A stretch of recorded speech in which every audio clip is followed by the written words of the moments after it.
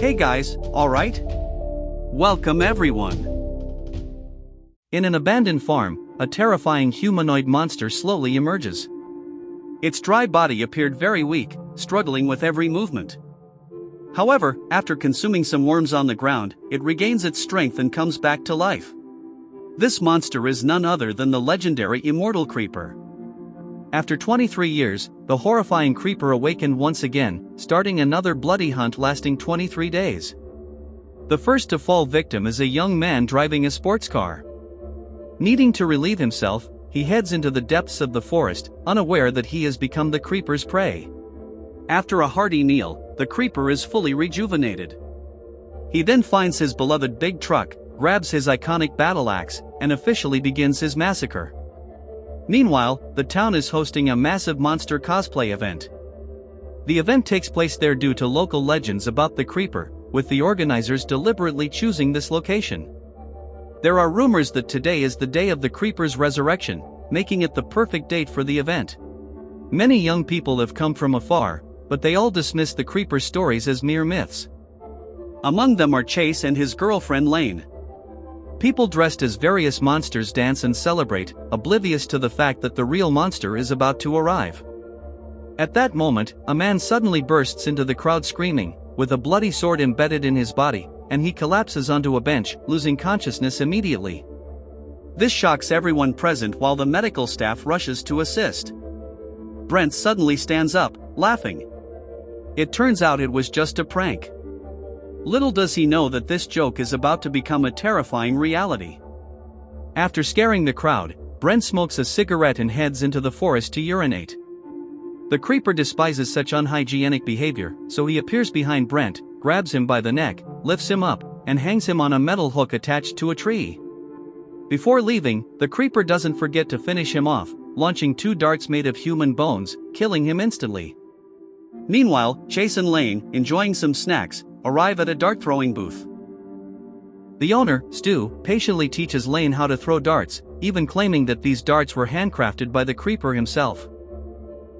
They thought Stu was joking, unaware that these darts were indeed used by the creeper. Following Stu's instructions, they then get to a major raffle event.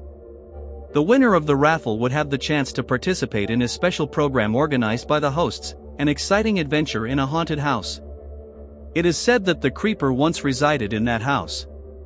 The raffle begins, and Chase and Lane are lucky enough to win the grand prize.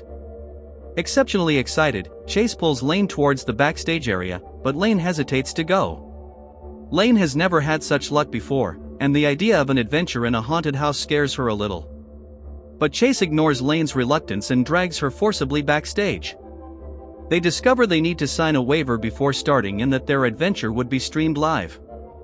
This makes Lane even more uneasy, but Chase doesn't think twice and writes his name. Not wanting to spoil the fun, Lane reluctantly signs too. They are then taken to a car heading for the haunted house, with the driver being none other than Stu from the dart booth. However, none of them realize they are already falling into a carefully planned trap set by the organizers. At the same time, the terrifying creeper also sets off in his truck. When Chase and the group arrive at their destination, the creeper appears nearby and fixes his gaze on Chase and Lane. However, the creeper's target is Lane.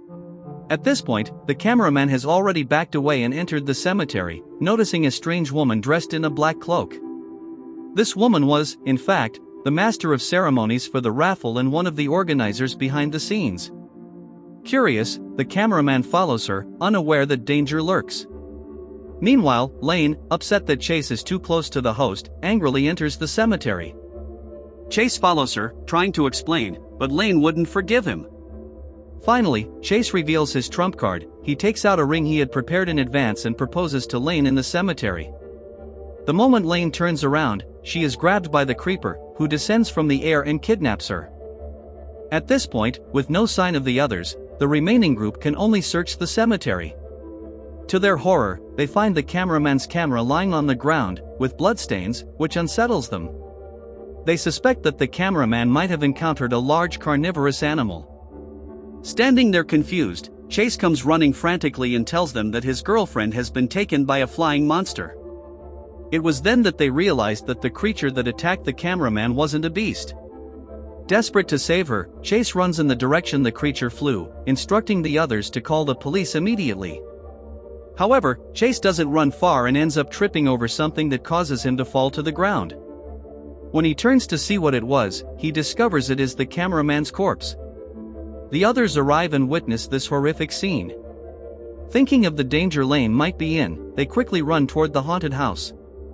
As soon as they enter the hall, the door behind them suddenly slams shut. The door is firmly locked by three figures dressed in black. These three are the event organizers and fanatical followers of the creeper. They deliberately planned everything to select suitable prey for the creeper, luring them here to offer them up for the creeper to kill. Even the accompanying crew was completely unaware. At this moment, Lane was already firmly tied to a stone slab by the creeper. He looked excitedly at his prey and then, decisively, took a small knife and stabbed Lane in the abdomen.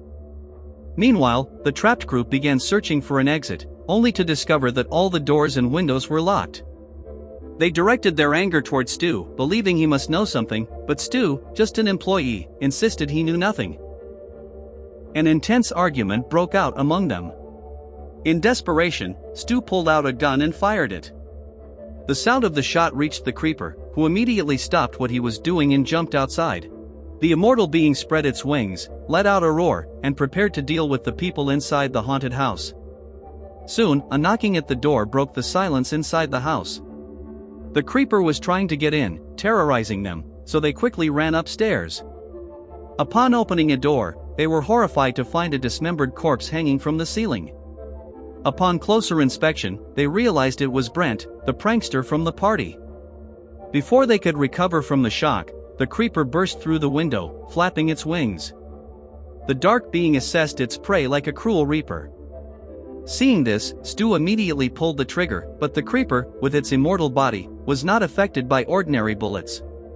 The creeper then threw its axe, letting out a shocking scream. Seeing evil approach, Chase quickly grabbed a piece of wood and attacked the creeper, questioning it about the whereabouts of his girlfriend. Meanwhile, the other three took the opportunity to open the door, and seeing Chase gradually gaining the upper hand and forcing the creature to retreat, the others quickly pulled Chase away. The creeper finally took a deep breath, decisively discarding its damaged arm, then tore an arm from one of the corpses and began to devour it. Moments later, a new arm grew back. This was the secret to the creeper's immortality. No matter how severe the injury, it could regenerate by consuming human flesh. Meanwhile, the injured Lane, after much effort, managed to grab a nearby dagger and cut the ropes tying her. Freed from the stone slab, Lane also grabbed some darts to protect herself. She noticed an air duct above and used a table as an improvised ladder to escape through the ventilation duct. As she fled, Carrie, unfortunately, got separated from the others. She hid in a room and grabbed her phone to call for help. However, she realized there was no signal. In despair, Carrie could only cry helplessly. Suddenly, the creeper attacks her through the wall, but after sacrificing a handful of her hair, Carrie finally frees herself and quickly ran downstairs. The creeper sniffed Carrie's hair and let out a twisted, malevolent smile. Carrie finally rejoined the remaining group on the first floor.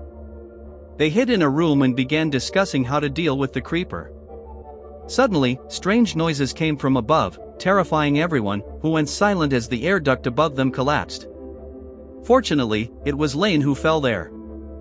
She told the group they needed to leave immediately, otherwise, the haunted house would become their tomb. Without hesitating for a moment, they quickly left the room, intending to escape upstairs. They opened the door to a room and saw a phone. Jamie immediately ran to use it and call the police, but accidentally stepped on a trap on the floor. The excruciating pain in her leg made Jamie scream in agony. Fortunately, the phone was working, and Chase successfully dialed the emergency number. However, before he could say much, the creeper yanked the phone from his hands. The group had no choice but to leave the room and return to the first floor.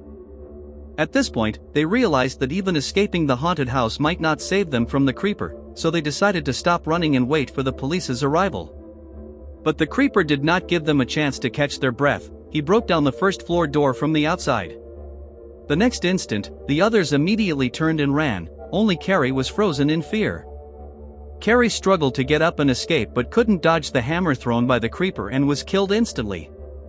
The others could only hide in a nearby room, watching helplessly as Carrie's body was dragged away. When they regained consciousness, they noticed a strange stone behind them, with various items on the table, as if they were part of some mysterious ritual. Together, they pushed the large stone aside and discovered a dark, airy basement. The stench of rotting corpses hit them, and countless bodies in advanced decomposition became visible. It became clear that this was the work of those extreme cultists who had fed live humans to the creeper. This practice was even more horrifying than the creeper itself. Realizing they couldn't just wait, Lane decided to take the initiative. The group of 4 split up, planning to attract the creeper and find a way to kill it. Stu and Jamie would use a bait and, in fear, went upstairs, starting to search for the creeper. They opened a door without knowing that the creeper was hiding behind it. The abomination brutally beat them. Unfortunately, Jamie was killed instantly. Stu was severely injured, but the creeper wasn't in a hurry to kill him. Instead, he calmly put on a vinyl record and prepared to savor the hunt at his leisure. When Stu was knocked down again, he seized a sharp object from the ground and stabbed the creeper in the thigh, then he destroys the record player, hitting the creature. Stu taunted the creeper while escaping, trying to lure it downstairs. The sight of the broken pieces of the record player enraged the creeper, who immediately ran after him. Next, it was Lane's turn to act as bait. As the creeper's chosen prey, she easily captured its attention. Meanwhile, Chase and Stu went upstairs, heading for the roof. They planned to draw the creeper outside and then use a cross to finish it off. The plan went well, and the creeper was lured out.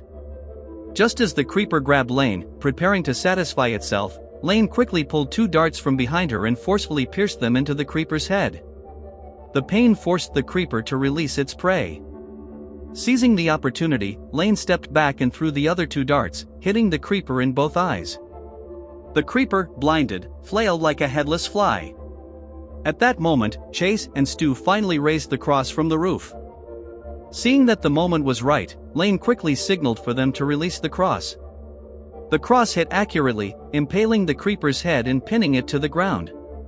But before they could celebrate, a cloud of crows suddenly darkened the sky and attacked Chase and Stu on the roof. In the confusion, Stu accidentally stepped over the edge and fell to his death. Chase, however, managed to escape back into the haunted house. He rushed to the first floor and pulled Lane inside to avoid the crows' attack. The birds did not follow them inside, instead, they surrounded the creeper. When they looked back outside, both the creeper and the crows had vanished, leaving only the cross on the ground. Chase helped Lane out of the haunted house. 2 police cars arrived late, and the officers led them to the cars. However, the creeper, aided by the crows, had retreated to the basement from which Lane had escaped and was resurrecting once again. It seemed that the 23-day bloodbath was far from over.